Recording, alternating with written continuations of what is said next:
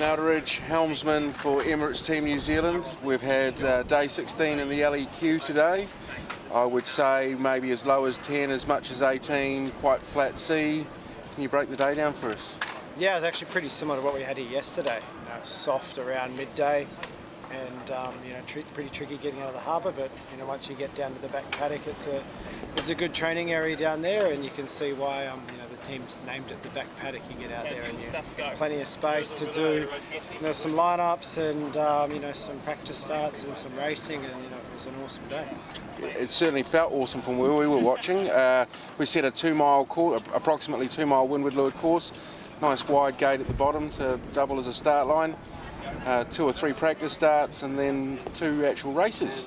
Yeah, it's good. It's good fun. To be thinking about racing obviously this far out is sometimes a bit strange because it's often a design race, but we have this fantastic opportunity to have 2 AC40s and enough sailing team that we can get out there and do little stints of racing as well to kind of remind us what the priorities are when it comes to racing too. So that's been pretty cool, and good to get all the data and software up and running, and for me learning how the team software works a bit different to what I'm used to, and it's been really cool to get into it. Awesome. Now with the we're obviously going to be in Generation 2 AC75s for the event itself. Everybody's going to be that much closer than they were in 2021. Match racing and racecraft is going to be a far bigger component in the event. Are we going to see more out there manoeuvres in a pre-start rather than the bear away, line up your timing and come back? I think we will. The pre-start all comes down to how big that starting box is and how windy it is. And today we've had quite breezy conditions, and by having breezy conditions, the start box feels small. So, we weren't too far off doing circles in the pre-start because you are a bit crammed in there.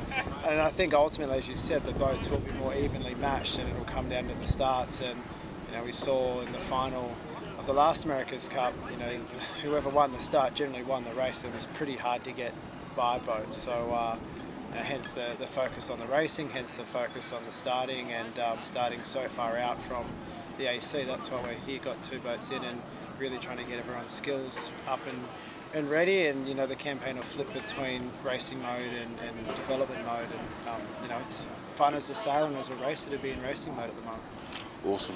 Awesome.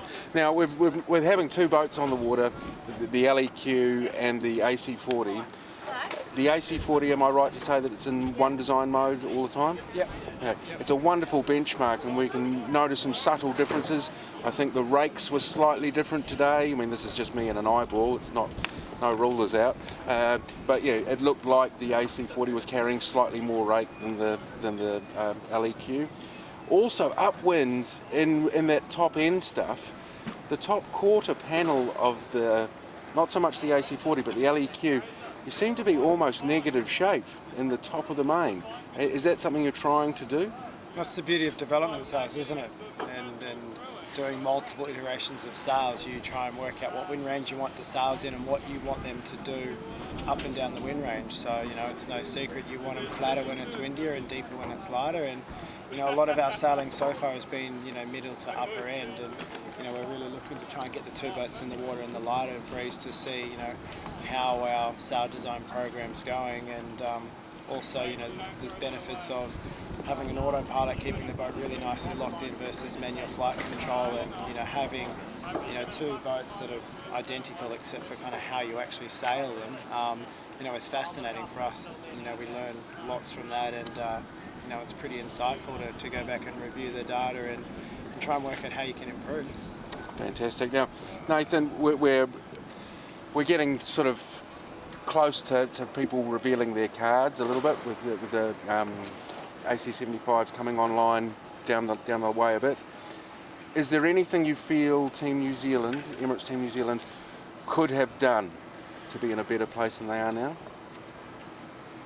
Not really. Not really? I don't know. It's a new team for me, but comparing it to teams I've been with in the past, the team is so organised. There's such a good structure here. There's a good idea on what we're trying to achieve and a good understanding of what the competition are up to. So it's going to come down to how good the tools are, how good the on-water testing program has gone to make the right decisions in a couple of months when you have to push play on, committing to building all this stuff. So, the team's done a fantastic job since the last Cup's finished and, getting ready and preparing for the next defence. Nathan, thank you very much for your time, and we'll see you tomorrow. We will. Thank you.